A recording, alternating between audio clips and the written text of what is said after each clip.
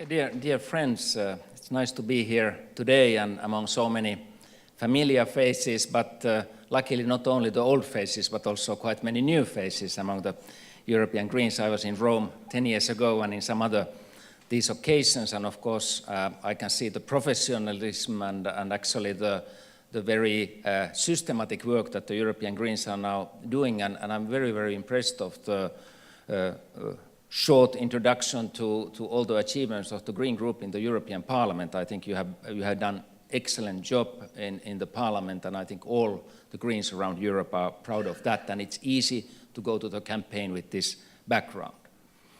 I'm also, of course, recognizing that the themes remain very much the same. There is the big topic of sustainable development, green energy, green economy, fight for equality, fight for the human rights, our global responsibility. Of course, in time these are taking new forms, but I think the very basic green stones are there also in our campaign now. I promised to say something about my current topics on how is to be the green in a government, but then maybe end up with a couple of remarks from our campaigning in Finland. But maybe first about the government work. I'm responsible for two portfolios. The other is development cooperation, the other is state-owned companies. And of course I love both of these portfolios, but I can tell you that I'm in the TV news every evening, not because of the development cooperation, but because of the state-owned companies. But let me start with the development cooperation. I'm a regular visitor to African Union summits 2 times per year, actually. 1 time in Addis Ababa, and it's 1 time touring. And I've been there since 2005 or 2006, and they know my face already very well. And always I have been asking, so how is Africa? How was your current situation, economic situation, the conflicts? How is it with Africa? But a couple of years it has changed. All my African colleagues are first asking, Pekka, how is Europe? What's going on? We have been building our African Union model with 53 countries based on the European model. We are even dreaming about borderless Africa, that you can cross the borders without visas. We are dreaming about the common currency, Afro. But now we feel that we have to a little bit delay our plans because of you. So we hope all the best to you. But this actually gives us some kind of equality with our African friends nowadays.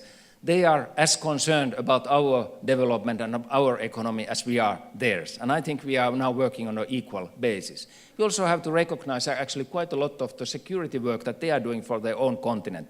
Now when we are planning a European peacekeeping operation to Central African Republic, we shouldn't undermine that actually African Union has been the one that first put in Darfur their peacekeepers, first started the peacekeeping operation in Somalia, first went to Central African Republic, and we are coming after that. So we should actually, again, also on the security issues, work very much on an equal basis and with good cooperation. One remark I'm making in Africa when I'm visiting Mozambique, Tanzania, Ethiopia, the extractive industries are now there. It's the gas, it's the oil, it's the mining sector developing extremely rapidly. And of course these governments are usually very happy. They have found more natural resources, they are using more natural resources, and many of our companies, actually European companies, are there more and more active. It's not only China, as we sometimes think, it's we, Europe, who is also active there. And now these governments, not to speak about the civil societies and the parliaments, are asking how to control this. How do we get the transparency? How do we get the proper legislation to control our natural resources? How do we get a taxation system in place that we also get benefit of what's going on there? There's an initiative, Extractive Industries Transparency Initiative. Our government is supporting very eagerly what we are introducing to these countries, how the civil society, how the parliamentarians can control all these resource flows from the countries and how the taxation should be on place. And I think this is one of the key challenges actually when we are developing our cooperation with many of these African countries. And of course, still some of the key issues of the poverty are remaining, some key issues of the humanitarian needs are remaining. Syria, Somalia, Central African Republic, all these are mentioned here. And I was so proud to hear the discussion about the Ukraine, because we shouldn't forget that it can also happen in our continent. There can also be people in the extreme situation where they need our help, also our humanitarian help, our political support. Lampedusa accident is in all our minds. I was yesterday discussing with the Eritrean government representatives, one country which is undermining its youth, where the young people are leaving the country if they can. First victims of the human trafficking in Sudan and in Egypt, and then probably victims of this accident that happened in Lampedusa. And actually all this just undermines how important it is that we are creating the jobs, we are creating the possibilities of education for this younger generation. Africa is very much now speaking about the lost generation in their terms, and I think we have to cooperate on that issue as much as we can, also given that we have the same problem for the youth unemployment and the education possibilities on our own continent.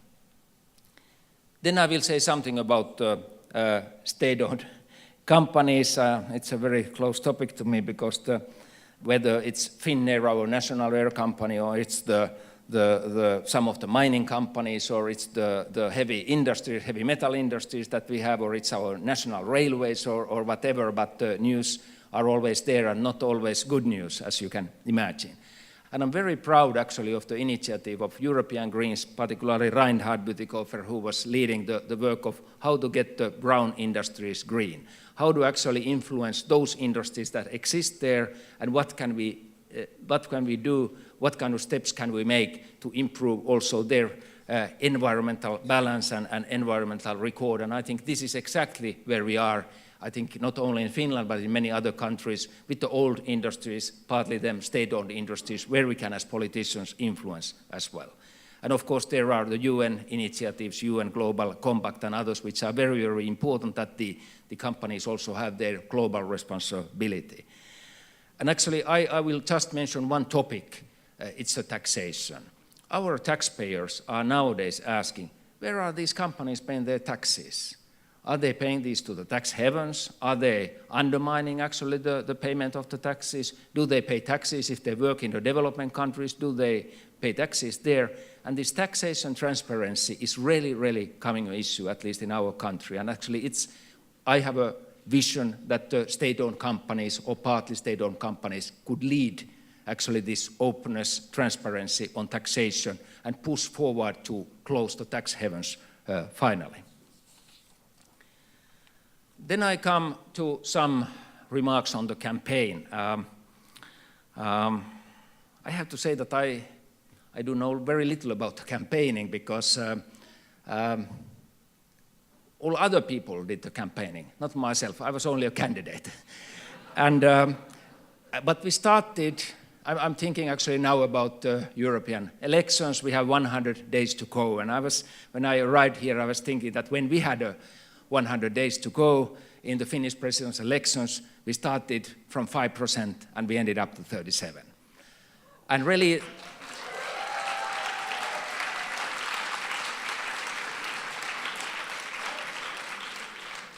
the first secret of the campaign is that the candidate itself do not know how it happens. Because you have to have so many hands, so many brains, so many people who are working for you 24/7, day and night. And nowadays the working is very easy because you can do part of it through the social media. You don't have to be at the street all the time, but it's also good if you are at the street. But I think all of you who are now candidates, and congratulations for Ska and Jose for the leading candidacy, but also congratulations for all others who have been now who are standing up for being the candidates and representing the European green values in this campaign and these elections. It's very important. Well, maybe the second secret in our campaign was the social media. I'm very bad in Facebook. I'm very bad in Twitter. I'm not in Instagram. My 88-year-old mother, she's active. There's not a single day where she's not at the Facebook, and usually she writes something there. Twitter is a little bit unknown to her yet, but maybe one day she will be also there. But this shows actually that very different people are using the social media in their own way and finding something from there. And actually we used it in a full force. And I just give you one example. I was in one remote eastern city. It was 7 o'clock in the evening, and we got a message from another city close by, 200 kilometers or something like that. Why don't you come here? And then we were thinking, well, then we are only 3 o'clock in the morning at home if we go there, but let's try. We said, we come 11 o'clock in the evening in the gas station in the middle of your city. Be there. And we put it to the Facebook, and suddenly 250 people appeared middle of the night at the gas station. They were old and young people and others, and I was extremely tired, and I just asked, how is life here? It was close to Imatra, and the elder people said, this is marvelous, everything is fine, and everything is lovely here. And then the young people said, that's not true. Everything is bad, you know, the elder people are undermining the young generation views and so on. This is very bad to live here. And then the elder people started to respond to this. And I was only like watching this ping pong match, which lasted almost 2 hours between the younger and the elder, and it was actually part of my campaign. I didn't have to say anything. They started to discuss. And then they thanked me. This was the first time we really had this kind of good discussion here about the generation gap.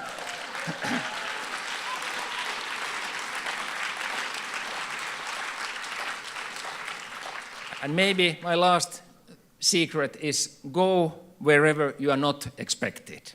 You know, it's not news if a Green candidate goes to the soya latte cafe in the center of the city, which is very typical, at least for us Finnish Greens, and meet the Green friends and puts a little bit flyers around and so on. But it's news when you go to the car factory, when you go to the nuclear power station, like I did, not to make a demonstration outside, but meeting inside the workers, out of whom a couple of said, we are voting for the Greens, people who are working in these industries. Then we went to heavy industry sites, we went to meet the reindeer keepers, we went to the farms, not only organic farms, we went to the very traditional old type of farms using all the pesticides and bad things that we are condemning, and discussed with the farmers what should be done to improve all these practices and so on. So to say, we went to the enemy, if you want to use that word. And that actually broke the media and the news very many times. The media was extremely interested because there was this feeling, something interesting will happen. Now, or one of my most famous meetings was with the True Finn, who is a saw owner in the middle of Finland, and everybody was very, very excited about that meeting because they think this will end to a catastrophe. And it didn't end to the catastrophe, but it ended to a big, big media event when we spoke actually totally different worldviews and a guy totally against the immigration and so on. And maybe on this story, I will just finalize it with one issue that impressed myself quite a lot as well. You know that in Finland we have a True Finn party of Finns, this kind of center-right, nationalistic, populist party, non-European party, and so on. And it has been winning quite a lot of seats and political support in the last parliamentary elections in some of those areas where social democrats and leftists were strong, but where the unemployment has hit the areas, you know, where the paper mills has been closed and so on. And one of these meetings happened in a place called Voikka, a small bar, a pub where these unemployed workers were sitting daytime with their beers and drinking. And also the barkeeper was a True Finn, but he had invited kindly us to visit his bar. So we went there, and there was this kind of karaoke equipment with the microphone. I was with Antonio, who is sitting here. Antonio is my partner from Ecuador. Same-sex couples are not so popular in Finland yet among those locations which I'm now talking about. Well, we went there with Antonio, and guys with the tattoos and so on. Finnish flag was tattooed here, or the Finnish emblem, and they looked at us like, what are these guys doing here? And then we took the microphone, you know, karaoke microphone, and said, hello, the elections are coming, wake up, fight your political rights, and a little bit my campaign topics, but the crowd stood very silent, you know. There was no reaction, and they just were staring to their beer and continuing. And then I said to Antonio, okay, maybe you can also say something. And then he, as an Ecuadorian but Finnish-speaking nowadays, started to tell how it's to be a foreigner in Finland. Then the guys were very, very silent, started to listen, and of course Antonio was very convincing. They were telling about the good sides, but also some negative sides about the racism and things like that. And then when he ended, was this kind of moment of silence, and then these guys stood up and started to clap their hands. Wow, you are a true Finn, you know. And you know, start to hug him, and you know, yes, wow, it's great that you came here. We were thinking that you would be afraid of us, and things like that. And suddenly the mood turned totally around. And I have to say that when we went out of that bar, I really didn't know what has happened. But somehow, something we had changed, and actually this happened in many places in Finland. We just changed the mood somehow. And I'm always thinking, if you could do it in Finland, you can do it in Europe. Thank you.